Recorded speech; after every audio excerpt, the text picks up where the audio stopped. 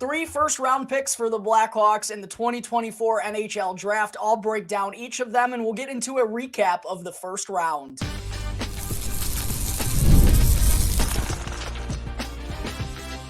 You're Locked On Blackhawks, your daily podcast on the Chicago Blackhawks, part of the Locked On Podcast Network, your team every day.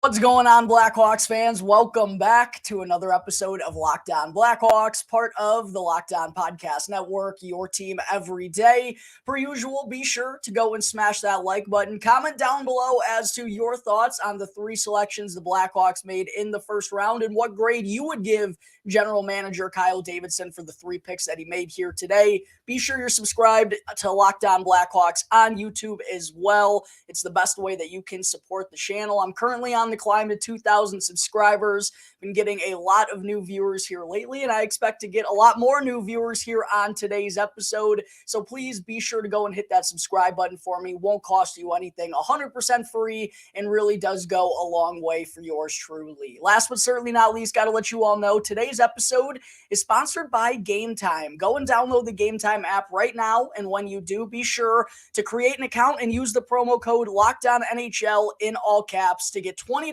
off with your first purchase.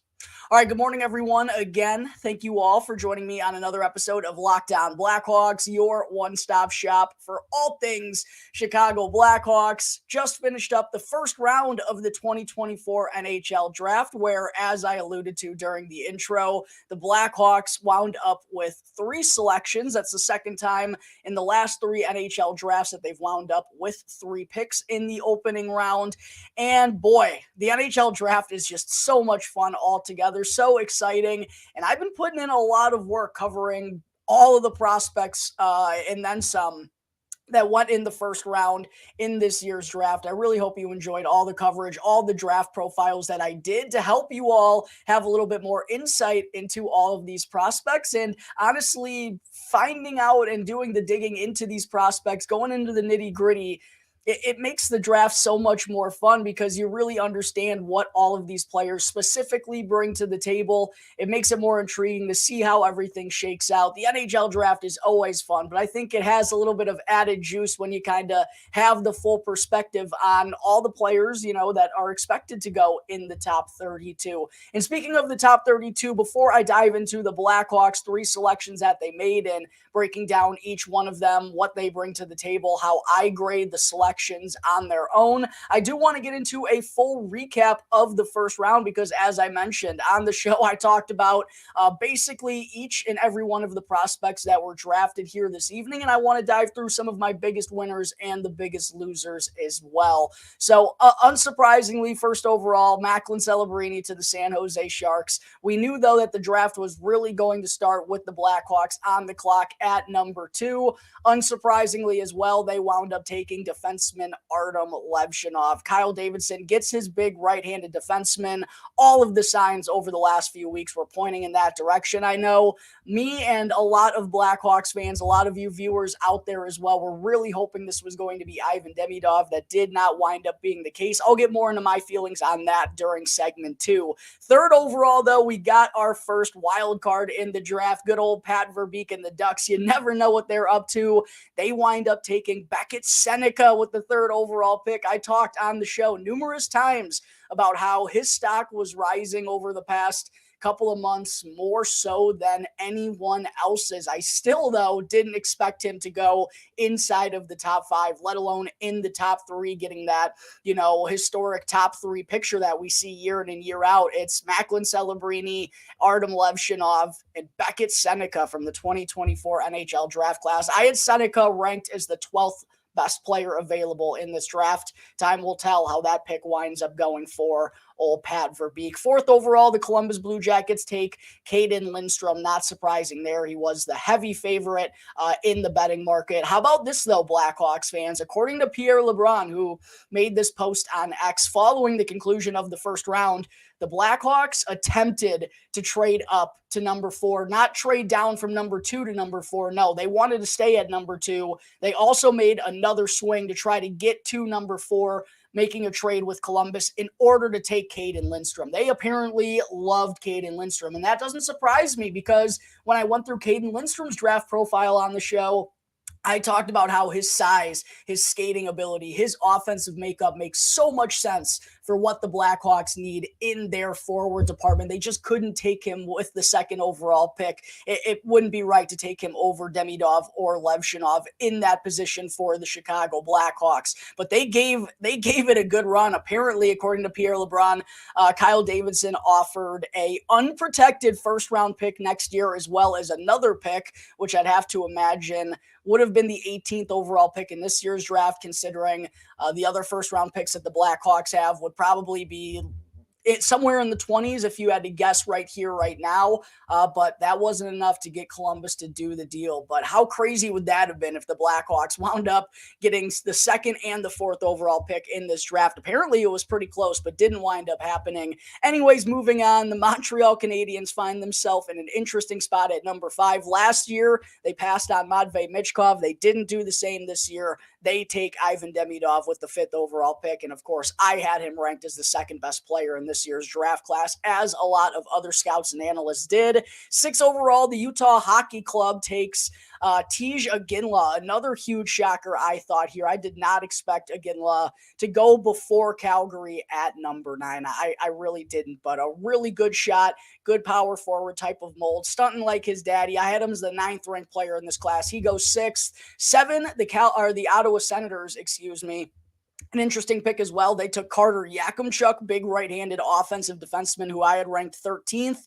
Seattle at number 8, they take Berkeley Catton, who I personally am super high on. I really like this pick by them. Even though I expected them to go defenseman, the combination of Matty Beniers and Berkeley Catton for years to come is going to do wonders for that Kraken offense. I had Catton as the 4th best player in this class. Number 9, Calgary takes Zane Parekh, offensive defenseman. Might have the highest ceiling of any defender in this class. I had him ranked 10th.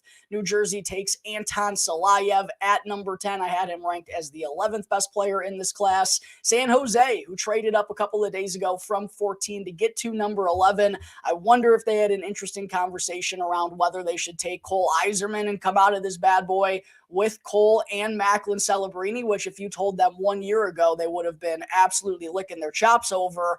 Ultimately, though, they wind up passing on him and wind up passing on Zeev Buium, which kind of shocked me. However, the man they took it for, I really love as well. Sam Dickinson. I had him ranked as the 7th best player in this draft. I couldn't believe that Sam Dickinson and Zeev Buium went after Zane Parekh, Anton Salayev, especially when Salayev didn't go 3.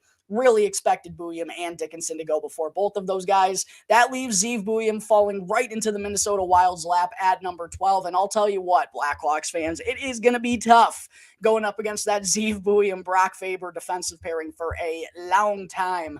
At number 13, wild card here as well, the Philadelphia Flyers take Jet Luchenko, who I talked about. His draft stock was on the rise, and most scouts and analysts felt he was going to be a top 20 pick. Well, winds up being a top 13 pick, goes at number 13 to the Philadelphia Flyers. How about Michael Buffer on the call announcing this one? That might have been my favorite part of the entire night. 14, Buffalo takes Konsta Helenius, a player who I do think they were probably interested in at 11. They wind up still getting him at number 14 while taking on some more draft capital. 15, the Detroit Red Wings took Michael Brandzeg-Nygaard, which is the least surprising thing that happened here on draft night, except from Macklin Celebrini going first overall. It just makes too much sense, and Steve Yzerman just can't help himself with those Swedish prospects. 16, the St. Louis Blues took Adam Jiricek. I had Michael Brandzeg-Nygaard, by the way, ranked 19th. Jet Luchenko ranked 24th, and Konsta Helenius ranked 16th. 16th, the St. Louis Blues took Adam Jiricek, right-handed defenseman who didn't get to play much this past year because of a knee injury. I had him ranked 27th because of that. So a little bit of a reach there to me for Detroit, or for St. Louis, but I do think they needed to go defenseman. I expected Washington to go defenseman as well, but I was pleasantly surprised with their pick. They took Tarek Parasak at number 17, and that's actually where I had him ranked. I had him ranked 17th in this class. I was, one of the highest people on Parasak, and to see him wind up going in the top 20 was a little satisfying. Then at number 8, the The Chicago Blackhawks take Sacha Boisvert. That's a can of beans that I'll get into in a little bit. I had Boisvert ranked 22nd. 19, Vegas takes Trevor Connolly. I had him ranked 15th, but of course, off the ice issues. I fully expected him to go later than this, quite honestly. Cole Yzerman finally goes off the board at number 20 to the Islanders. I had Yzerman ranked 8th. 21st, Montreal selects Michael Hage, who I had ranked 18th. They come away with Hage and Demidov in this year's draft. 22nd, the Nashville Predators take Igor Shurin, who I didn't have ranked in the first round. 23rd, Anaheim trades up and takes Stian Solberg, who I had ranked 25th.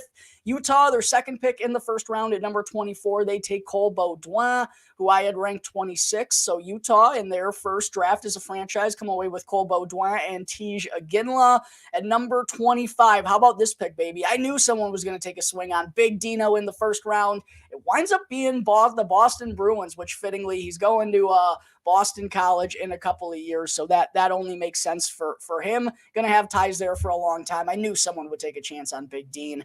26, the Los Angeles Kings take Liam Greentree. I had Dean Letourneau ranked 30th, by the way. Liam Greentree, I had ranked 14th. I think this is great value by the Los Angeles Kings. Really solid power forward with a lot of skill. 27th, the Blackhawks trade back into the first round and take Marek Vanacker, who I didn't have ranked in the first round, but this is a pick I'll like, which I'll get into here in just a moment. 28, Calgary takes Matvei Greden, who I didn't have ranked, and I do not understand how Calgary took him over Igor Chernyshov.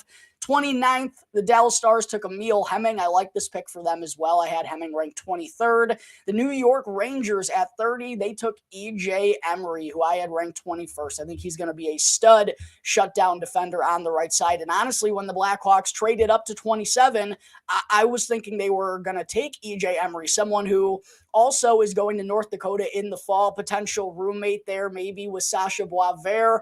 They have a connection with the development program, of course, over the years. Drew Comesso, Frank Nazar, Oliver Moore, just to name a couple. So I thought they were going with EJ Emery. They wound up taking Vanacker. Emery falls to number 30 for the Rangers. Really good value for them. Then the Toronto Maple Leafs at 31 took Ben Sanford, who I honestly expected them to take Charlie Ellick over him. I didn't have Sanford ranked in the top 32. And then to round things out, the Edmonton Oilers traded with the Philadelphia Flyers to get this pick.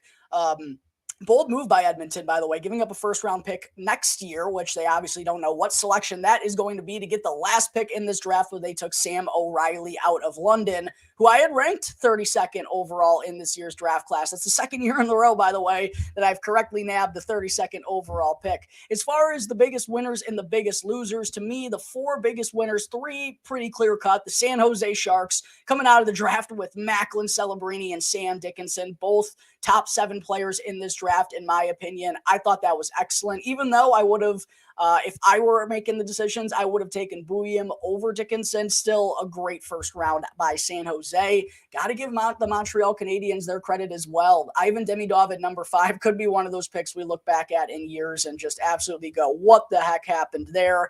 And then they also got Michael Hage at 21 when I had him ranked as a top 20 player in this draft class. The Minnesota Wild, too, have to be a winner considering they got Zeev Buium at number 12. Yeah, they traded a third-round pick to move up one spot, but they got their guy, a guy who I believe could be the best defenseman in this draft class when we look back at it 5, 6, 7 years down the road. He's a winner. He's a gamer. I love everything about Zeev. So those are my 3 biggest winners. I also want to give a shout-out to the Los Angeles Kings because I thought they got a phenomenal value pick at number 26 with Liam Greentree. 2 biggest losers for me. Number 1 is pretty clear and obvious. It's the Calgary Flames, man. I don't know what they were doing tonight. Zane Parekh, to me, at number 9, especially ahead of Sam Dickinson and Zeev Buium, is really, really bold. And then they go and they take, they went and they took, who am I missing here? Calgary, late. Oh, yeah, they took Matvei Greden over Igor Chernyshov and Nikita Artymonov. I don't understand that selection whatsoever. An F for me for the Calgary Flames in their first round. Parekh, I like his offensive abilities. I really do worry about him defensively and playing against grown men. That's why I had him 10th in this draft ranking. I do love his offensive game, and if he hits, he could be a problem, but he's a little bit of a project. And then the Nashville Predators as well. I thought there were some really good players that they could have taken. Could have taken EJ Emery, who I think, shapes up to be maybe a really good pairing potentially with Roman Josi down the road.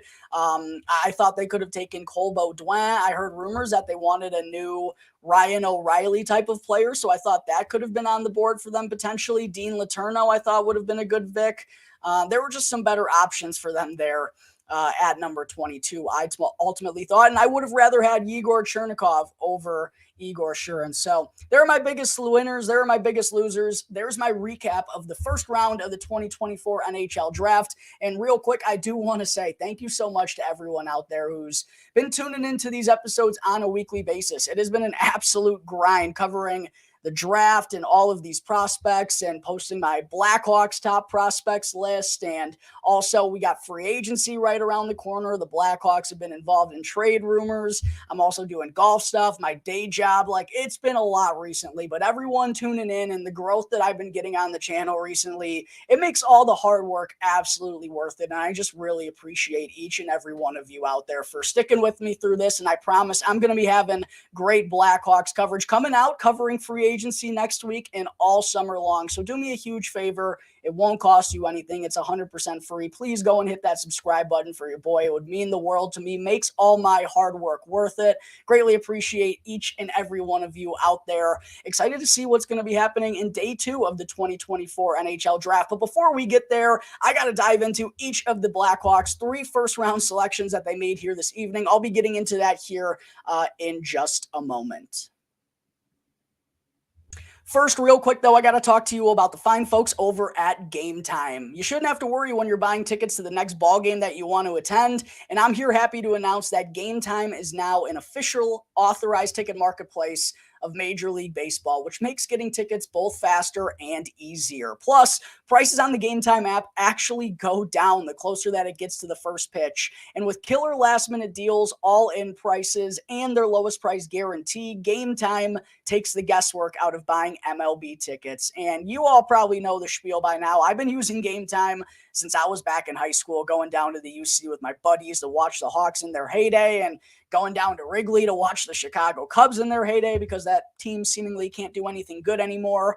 And I still use Game Time to this day when I'm traveling in another city. I'm going up to Detroit this weekend to cover a golf tournament. I'm bringing one of my buddies with me. He used Game Time to purchase his ticket. It's the cheapest, fastest, and easiest way for you to purchase tickets to all the sports, comedy, theater, and music events near you. Highly recommend you all and go and download the Game Time app right now. And when you do, be sure to create an account and use the promo code LOCKEDONNHL in all caps to get $20 off with your first purchase. Yes, you heard me right. You can get $20 off to go and see the Cubbies down at Wrigley in the summer. All you got to do, download Game Time, create an account, and use the promo code LOCKEDONNHL in all caps. Last minute tickets, lowest price, guaranteed. Game Time. Segment 2, breaking down each of the 3 selections that the Blackhawks made in the first round of the 2024 NHL Draft. Of course, we know the first one, second overall, the debate between Artyom Levshunov and Ivan Demidov.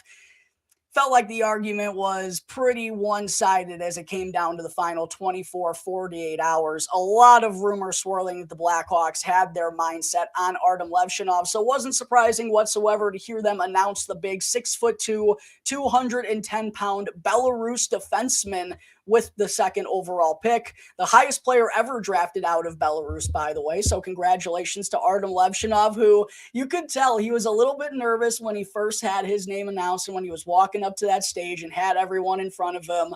But as he told the Blackhawks media when they did interviews with him, as he got settled down, he really started to enjoy the moment and actually asked them to ask him more questions. He was having so much fun with it. And you just have seen that infectious personality that Artyom Levshunov carries. And I really do think it's unfortunate that so many of the Blackhawks fans were carrying, the Ivan Demidov hype train on their backs, as I was. And a lot of that, because it didn't go Demidov's way, or I guess the way we wanted it to, a lot of people have this disdain now for Artyom Levshunov, and I don't want that to be the case whatsoever, because I don't have any disappointment with Artyom Levshunov, the player going second overall. I really don't.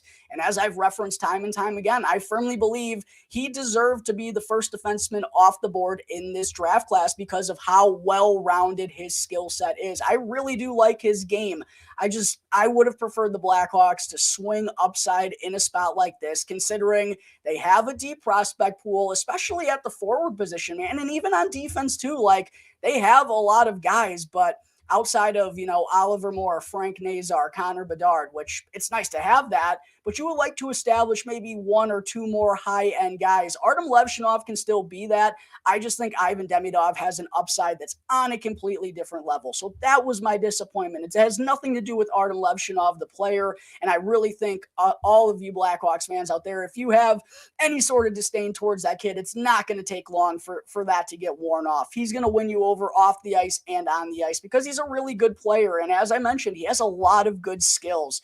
And is coming off a very successful freshman campaign in college hockey, where he made the transition to the USHL, to Division I hockey, playing in the Big Ten, one of the toughest conferences in all of college hockey, looked fairly seamless and put up better numbers than he did in the USHL. Like, he clearly got better. And one thing Mike Donaghy, chief scout for the Blackhawks, pointed out, he didn't even really have like a college-style training camp coming into that, as he was coming over from the USHL and still kind of getting established and everything. Like, was kind of just thrown into the fire and is still very raw despite having all that success, in which he recorded 35 points, 9 goals, and 26 assists in 38 games during his freshman season. It's the second best points per game of any draft year defenseman in college hockey over the last 25 years, behind only Zeev Buium. And as I mentioned, took a huge leap compared to what he did in the USHL with the Green Bay Gamblers the year prior, in which he had 42 points, 13 goals and 29 assists in 62 games worth of action, 35 points in 38 games this year. So way more productive in a point per game perspective. And the way that he plays the game matches up well with the modern NHL style. First and foremost, he skates really well for a player of his size. I think he is a little bit more offense first, and I think he likes to be aggressive in transition and jump up in rushes, but he's a sturdy defender too when he is in the right areas. Like, I think he's a very capable defender that has good gap control, can separate players from the puck, good at standing up his own blue line, strong in front of his own net, can play a little bit of a physical game, has a developing shot on the offensive side of things too, is capable of being a power play guy, good on the cycle. And one thing I referenced during his NHL draft profile on the show, I firmly believe he's going to be one of those guys that benefits from better players around him. I mean, Michigan State was, not one of the deeper teams in the Big Ten, but they competed a lot and, won the Big Ten championship a lot because of what Artyom Levshunov brought to the table. And the rankings here, not maybe the only one that had him at number 2 was Chris Peters, but they're all high-end rankings because everyone feels that Artyom Levshunov is going to be a very good player. And I completely agree. I think there's a lot to like about his game and no real glaring weaknesses. So while it wasn't the direction that I nor the majority of Blackhawks fans wanted the organization to go at number 2, I still really like the player that they got. They're big right-handed defensemen. That was something they needed to address in this draft. So I completely understand going with Artyom Levshunov. I'm a little disappointed that they didn't go upside, but as far as the grade I give this, it's still a B+, A- type of grade in my opinion, because Artyom Levshunov is going to be a really good player. The only question is, how high is the upside? I think he has a very high floor. The ceiling is the question mark. How high is the ceiling? I don't think it's the highest of any defense of all the top defensemen in this class, but he shakes out to be a reliable top 4 guy and could be the right man next to Kevin Korchinski for years to come. I don't know if he's going to be that true number 1, but I sure bet you that he's going to be a top 4 guy that's going to play a lot of years here with the Blackhawks organization and just adds more size to the deep pool. Vlasic, Del Mastro, Sam Renzel, Nolan Allen, Seth Jones. And we know, if you look at the teams that win the Stanley Cup over the last couple of decades, most of them have a ton of size on their blue line. The Blackhawks absolutely have that in their prospect pool. So no problem with the player that the Blackhawks got at number 2. At number 18, though, Sacha Boisvert, I'm not going to lie to you guys, I didn't love this pick. 6'2", 180-pound center who turned 18 back in March. So on the younger side, 68 points, 36 goals, 32 assists, and 61 USHL games for the Muskegon Lumberjacks as an alternate captain. If you remember me breaking down Sacha Boisvert's profile, and the reason I did it is because there were a lot of rumors that the Blackhawks were looking heavily at Sacha Boisvert. That obviously wound up being the case. But there were a lot of intangibles that scouts and analysts love. A very hard worker, a guy who has a super high motor, who wants to constantly get better and is putting in work on and off the ice. Very, very smart kid. Shows a lot of leadership qualities and is going to Notre Dame for his freshman season in the fall, one of the best programs in all of college hockey. Has a really good shot in terms of his offensive skill set. I think that the shot is probably going to be his best offensive attribute. A decent playmaker, but really good at making his impact felt on both ends of the ice. Uses his high hockey IQ on both sides and has really good size. That's the biggest thing that I like about this pick is Sacha Boisvert has size. And as I talked about time and time again, the Blackhawks needed to add size to their forward group in this year's draft. They got that in Sacha Boisvert. However, if you remember when I dove into his draft profile, I said that this is a high floor type of player. I think he has a cap ceiling because his playmaking isn't anything special. He's a good passer. He's not anything crazy. His creativity isn't anything crazy. And the lack of foot speed is going to cap his upside. I feel like this is a high floor draft pick here for the Blackhawks when, again, they were in a position to swing upside. And considering Cole Yzerman was available there, I thought that would have been a tremendous value pick for the Blackhawks at number 18. I also, if they wanted size, I wanted them to go with Liam Greentree, someone who has a lot of the intangibles that Sacha Boisvert brings to the table. They both lack that elite level foot speed, but I like Liam Greentree's skill game better, and he has the intangibles, a good leader, played for a really, really bad, God, did he play for the Guelph Storm? I'm completely forgetting what junior team he played with. This is what happens when he played for the Windsor Spitfires. Yes. Played for the Windsor Spitfires, was the captain there, had to play on the penalty kill, the power play. They were not a good team, and he basically willed that team to not being worst in the entire Ontario Hockey League. So if they wanted size, I would have preferred them to go with Liam Greentree. I even had Michael Hage ranked ahead of Sacha Boisvert. And in my draft profile, I said 18 would be too early for Sacha Boisvert. So this is a pick that I just feel like the Blackhawks played it safe here. And I think Sacha Boisvert, he makes sense because of his size, because of his shot. There are reasons why he makes sense. I just think 18 was too early, and there were other guys on the board that I would have preferred the Blackhawks to go with. So as far as this pick, I give it a C or a D. It's not really anything against Sacha Boisvert. It's just where the Blackhawks picked him and who else was on the board at that point in time. And then, of course, the Blackhawks trade back into the first round to get a third first-round selection, number 27 overall. Cost them a little bit. They gave up 34 and 50, so won't have any second-round picks tomorrow, I guess. And they wound up selecting Marek Vanacker, who you may be familiar with a little bit, Blackhawks fans, 6 foot, 165-pound winger who just turned 18 back in April and had a monster season with the Brantford Bulldogs of the Ontario Hockey League, the same OHL club, of course, that Nick Lardis, the 67th overall selection in last year's draft, has played for over these last 2 seasons. And what a year Marek Vanacker had for them. Their leading scorer, 82 points, 36 goals, and 46 assists in 68 OHL games, most of which came as a 17-year-old. Took a huge leap in his production, had 16 points more than the second leading point getter on the Bulldogs. And looking at his first year in the OHL, he had just 16 points, 4 goals, and 12 assists in 55 games. So a huge time jump in production.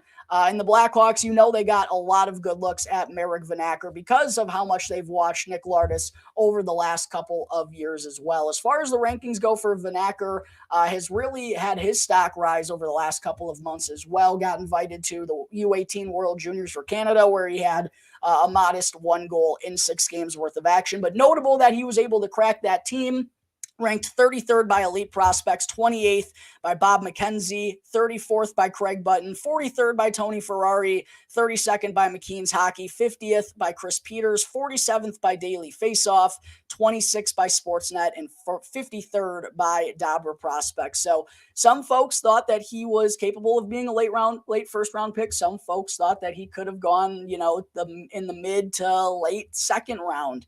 But ultimately, the Blackhawks general manager Kyle Davidson spoke with the media, and he said they did not think that Vanacker was going to be available for them at number 34, and they were actually trying to move up before a couple of picks prior to Carolina being on the clock at number 27, but no one bit except for the Hurricanes. So ultimately, the Blackhawks wind up getting a deal done here, and I really like this move, quite honestly. The Blackhawks are in a position where, because of how deep their prospect pool already is and how many picks they have in oncoming years, they can kind of make moves like this where, yeah, maybe they gave up a little bit much, but it's kind of like the same thing with the trade they made prior to the draft with the New York Islanders. They have so many picks, they can kind of afford to do this. And I like Marek Vanacker. I think this is a good player to take a chance on, mostly because of his skating and his versatility.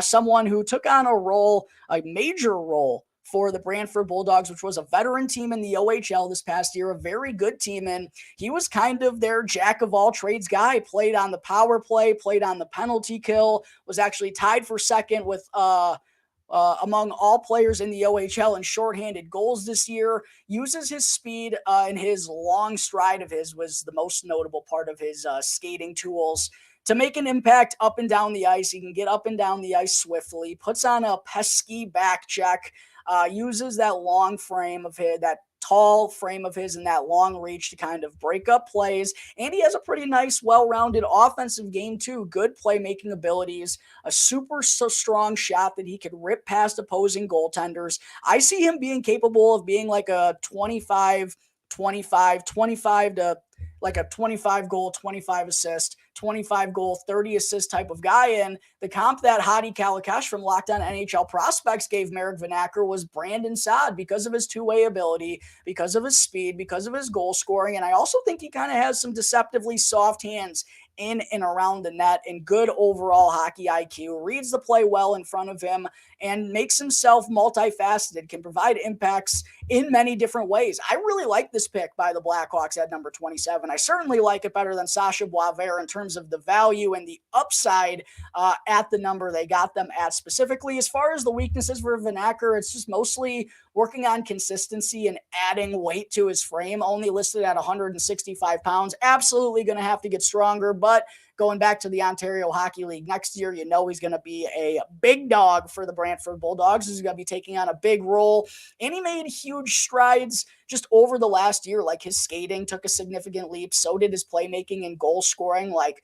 And being one of the younger players in this draft, there's a lot of runway there for Marek Vanacker. So as far as a projection goes, I think there's lots of upside because of his high hockey IQ and the way that he skates. And I think he's going to be a good two-way player and is almost kind of similar to Oliver Moore, except not as good of a skater and doesn't have the same class of top six upside. But I think he's going to be a middle six winger who can score goals, play on the second power play unit, be good from the right dot, and also make an impact on the penalty kill and in defensive situations. This checks off a nice little box, I think, for the Blackhawks here with their final pick in the first round. As far as a total grade that I would give general manager Kyle Davidson, if I'm being honest, Blackhawks fans, a little disappointed, mostly with what happened at number 18. That's the one that really upset me.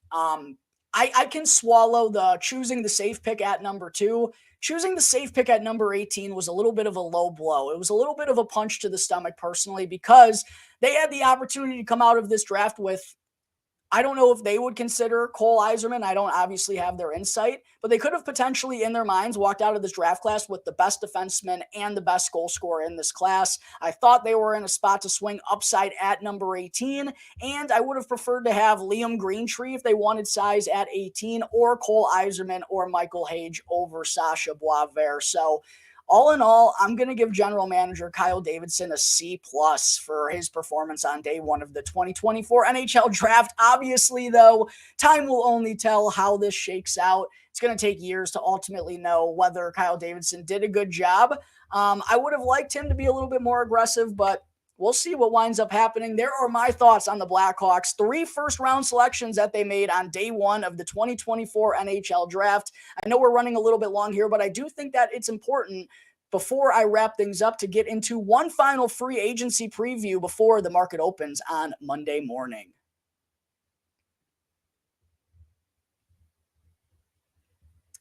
Back here on the Locked On Blackhawks podcast, part of the Locked On Podcast Network, your team every day. Quick reminder again to everyone out there to please hit that like button, comment down below, and subscribe to Locked On Blackhawks on YouTube. Go and check out the new Locked On Sports Today on YouTube as well, because Locked On has launched the first ever national sports 24/7 streaming channel on YouTube. And Locked On Sports Today is here for you 24/7, covering the top sports stories of the day with the local experts of Locked On, plus our national shows covering every single league. So be sure to check out Locked On Sports Today on YouTube and to subscribe to the first ever national sports 24/7 streaming channel. Ugh. All right, it's been a long day. Bear with me. Segment 3, quick little free agency preview ahead of the market opening on Monday morning. And as I talked about on Friday's episode, it is hard to imagine the Blackhawks making more than 3 or 4 moves at the absolute most when the market opens on Monday, considering the lack of room they have, particularly up front after acquiring Ilya Mikheyev and Sam Lafferty from the Vancouver Canucks. I broke down kind of all the available spots. Doesn't feel like the Blackhawks have all that much wiggle room, which is a little bit disappointing, but I do think on Monday they absolutely have to go after one more top 6-ish type of player to really help this offense take that next step, because again, returning Hall and Athanasiou healthy and adding Lafferty and Mikheyev, I think they're better depth pieces, but it doesn't get the offenses better as I think this organization wants them to be next season. And it doesn't give Connor Bedard the help I think the organization wants to have Connor Bedard have moving forward. So I would like to see the Blackhawks add one more top 6-ish piece. Kyle Davidson has kind of made some weird contradicting statements over the last 2 days. When he got interviewed in Vegas, he first said, like, this might be it for the Blackhawks. And then he told Emily Kaplan they might be willing to give out some term. Ultimately, I don't expect them to go after the big guns in the forward market. Sam Reinhart, Steven Stamkos. Like, I don't expect those guys, Jake Gensel in the trade market, right? Like, I don't expect those guys to be in the mix. But I think they need to get one more top 6 piece that they can afford, someone that will take a high AAV for a short-term deal that'll get a good opportunity here in Chicago. And then I also fully expect them to add a top 4 quality right-handed defenseman, maybe one more depth defenseman as well, like a 6th, 7th type of guy, almost like Jared Tenorti served for the last couple of years, and then maybe a veteran goaltender as well. The forwards in particular, I would like to see the Blackhawks pursue. I got 5 of them for you. Jonathan Marchessault, of course, that's I don't want to say assuming, that's in a condition that Marchessault would take a short-term deal to sign here. I think out of the big-name guys, he's one that could potentially do something like that on a 2-year deal. I love Marchessault's game. His goal scoring will absolutely help. Big top 6 upgrade. Comes down to what he wants to do. Matt Duchene, I think, is someone who would be a really nice fit. Chandler Stevenson provides some sandpaper, has had 61 points in 2 of the last 3 years. Max Domi has had a nice revitalization of his career ever since signing in Chicago, had a rather nice year with the Toronto Maple Leafs as well. I'd probably prefer a Duchene or Stevenson to help out more offensively, but Domi is still capable, maybe a little bit more middle 6-y though than top 6-y. And then Tyler Toffoli, I think, could be a good goal-scoring option, someone who regularly scores 25 to 30 goals. The Blackhawks need help in the goal-scoring category, so those would be guys that I'd be looking to add. Maybe Teuvo Teravainen is in that mix as well, maybe like a Anthony Mantha, but I lean towards more offensive upside. Defensively, I think there are only a couple of right-handed defensemen that really make sense. Ben Pope of the Chicago Sun-Times has said that's really what the Blackhawks are looking for, a right-handed defenseman that they can rely upon to be next to Kevin Korchinski, because Connor Murphy just hasn't done a good enough job there or been healthy enough the last couple of years. So Brett Pesce, Chris Tanev, Alexander Carrier, I think those are the 3 defensemen that make sense. Maybe Matt Roy, although I think he's a little bit more expensive. Those are the 3 or 4 guys I would like to see the Blackhawks go after on the defensive market. And then goaltenders, maybe some veteran guy that could compete for a backup job in camp that they wouldn't hate to put through waivers and lose or something like that. James Reimer, Casey DeSmith, Who else am I thinking of? Capo Kakinen got traded. There was one more. James Reimer, Casey DeSmith, not Antti Ranta. I wrote down James Reimer twice, and there was another name. That tells you how long of a day it's been. Regardless, it's going to be some vet that's not any good. Just someone that could give Arvid Soderblom, I think, a little bit of pressure on his toes to perform well in camp. And then as far as trades, maybe we could see the Blackhawks go after a Patrick Laine. I think out of all the big guns on the market, he makes the most sense. Depends on what the asking price is for Marty Necas, but we've heard the Blackhawks obviously involved in those rumors. Maybe Trevor Zegras as well, depending on the asking price. Nikolai Ehlers could be a good goal-scoring candidate as well that I would like to see them pursue. So those are the names to be watching for over, once the weekend comes to an end and the market opens up on Monday. And don't forget as well, restricted free agent qualifying offers are due on Sunday. So I won't be having a show come out before I'll have one come out on Monday. So yeah, I won't have a show come out before Sunday, but we'll figure out what's going on with Joey Anderson, Mackenzie Entwistle, Taylor Radish, who's going to be coming back. I assume it's probably just going to be Joey Anderson. We'll see. But that's going to wrap up today's episode of Locked On Blackhawks. As always, thank you all out there for tuning into this episode of Locked On Blackhawks. Be sure to go and follow the show for free right now, wherever you may be listening to your podcast, and to subscribe to Locked On Blackhawks on YouTube. That way you can get the latest episode as soon as it becomes available each and every day. As always, I'm your host, Jack Bushman. Go and give me a follow on X at Jack Bushman2, and be sure to follow Locked On my Strictly Blackhawks account. I'm running out of gas here, Blackhawks fans. My Strictly Blackhawks account at Talkin' Hockey. Give it a follow. You'll get all the latest Blackhawks news and updates. And why not go and give a follow to the Locked On Blackhawks page on X, LO Blackhawks. We're starting to run up numbers there, and I would like to get 2,000 followers there as well before the season begins. Let's see if we can run it up. Until next time, everyone, I'm going to get some much-needed sleep and rest. I'll see you next time on the Locked On Blackhawks podcast, part of the Locked On Podcast Network, your team every day.